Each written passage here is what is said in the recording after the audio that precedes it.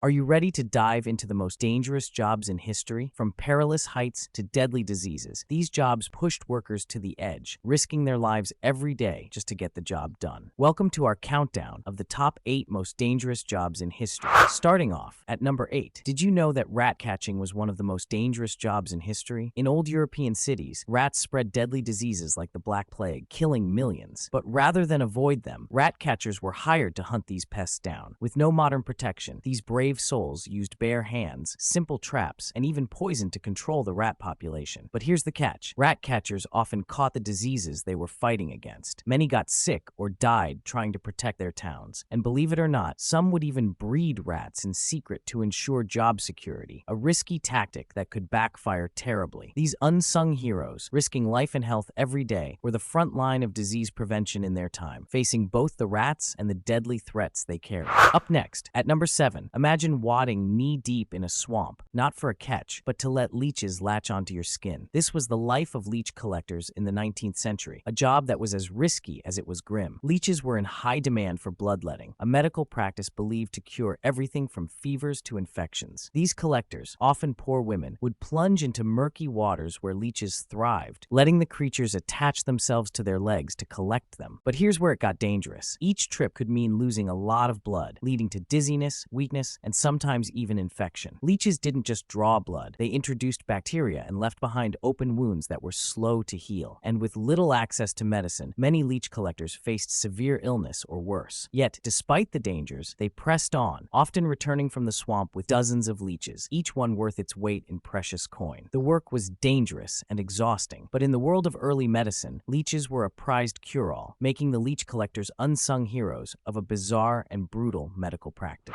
Up next, at number 6, imagine being just 10 or 12 years old and working one of the most dangerous jobs in history. You'd be a powder monkey on a British warship in the 1700s. These were boys tasked with running gunpowder from the ship's hold to the cannons during battle. It sounds simple, but it was incredibly deadly. In the chaos of cannon fire, splintered wood, and clouds of smoke, powder monkeys darted back and forth, dodging explosions in the enemy's fire. They wore no armor and had no protection, yet one wrong step or a single spark could set off a deadly explosion. The job demanded speed, nerves of steel, and incredible bravery, all while under fire from enemy ships. Powder monkeys had to keep their cool and keep moving, because if the cannons stopped, everyone was at risk. It was one of history's most dangerous roles, and it was in the hands of the youngest and the bravest. Next up, at number 5, imagine working hundreds of feet underground, surrounded by rock, in pitch darkness, with only a flickering light. This was life for miners, who faced some of history's deadliest working conditions. Since the earliest coal mines in the 16th century, miners have risked cave-ins, gas explosions, and black lung disease. Even with advancements in technology, mining is still one of the riskiest jobs around. Just imagine, a single spark could ignite methane gas, causing explosions that could trap dozens below the earth. And the silent killer? Coal dust. Breathing it in over years slowly destroys the lungs. It's no wonder entire towns held their breath whenever the mine whistle sounded. These workers braved the depths so the world above could thrive, paying a price most of us could never imagine. Miners aren't just workers, they're true-life heroes. Halfway there, at number 4. Did you know that being a chimney sweep was one of history's deadliest jobs? Picture this: cramped, pitch-black chimneys filled with thick soot and sharp edges, and the ones cleaning them, mostly young kids, barely older than 10. In 18th and 19th century England, chimney sweeps were often children, sent into these tight spaces because of their small size. They'd crawl up, scraping soot with bare hands and rudimentary tools. Breathing in coal dust, they risked deadly respiratory diseases, while cuts and burns were a daily danger. Worse still, many suffered from chimney sweeps cancer, caused by prolonged soot exposure. With zero safety standards, this job was relentless and life-threatening, and it took years for laws to step in to protect these workers. Being a chimney sweep was more than just dirty work. It was a battle for survival. Up next, at number 3, imagine a job where every day your life hangs by a thread, and that's exactly the life of a lumberjack. Back in the 1800s and early 1900s, these men braved dense forests, harsh weather, and mountains of unforgiving timber. They'd spend hours chopping down massive trees, sometimes weighing over 20 tons, with nothing more than an axe or a saw. And here's the kicker: one wrong move, and that towering tree could come crashing down in the wrong direction, sometimes right on top of them. Not to mention, they worked on steep slopes, where a single misstep could lead to a deadly fall. For many lumberjacks, injuries were part of the job, from broken bones to lost fingers. And in the winter, freezing rivers full of floating logs became the highway to get timber downstream. flame, but if they slipped, the icy water and crushing logs were often unforgiving. These rugged men took on nature at its rawest and often didn't come back. Logging may look like just cutting wood, but for the old-school lumberjack, it was a daily battle for survival. Up next, at number 2, imagine having a job so dangerous and foul that even the people in your town avoided you. Welcome to the world of tanners. Back in medieval times, tanning leather was essential but brutal work. To turn animal hides into leather, tanners had to use lime, urine, and even animal dung, creating a powerful stench that clung to their skin and clothes. They'd spend hours knee-deep in pits of these nasty chemicals, all without gloves or protection. The constant exposure often led to burns, infections, and deadly diseases, leaving tanners' health in ruins. This dangerous job was vital for clothing, shoes, and armor, but the risk and filth made tanners outcasts in their communities. They lived on the edge of town, far from others due to the smell and fear of disease. Yet, they powered one of the most in-demand industries of their time, risking their lives for leather, a job few would dare to do. At last, imagine being stationed in a tiny wooden cabin on top of a mountain with no one around for miles. That was the life of a fire lookout in the 1800s, one of the most dangerous and isolated jobs in history. These brave souls climbed up rugged peaks, sat in swaying towers, and scanned the horizon, looking for the slightest wisp of smoke that could spell disaster. With only a basic telescope, they had to spot fires fast enough to warn nearby towns. But here's the catch. They were completely alone, often for weeks at a time. No radio, no phone, just them against nature. And if a fire broke out close by, there was nowhere to run. Lookouts faced lightning storms, wild animals, and even intense heat. They weren't just witnesses to nature's power. They were its first line of defense. The pay? Barely enough. The isolation? Unbearable. Yet these early lookouts played a huge role in protecting forests and towns from catastrophic fires. It was one of history's most unsung yet heroic roles.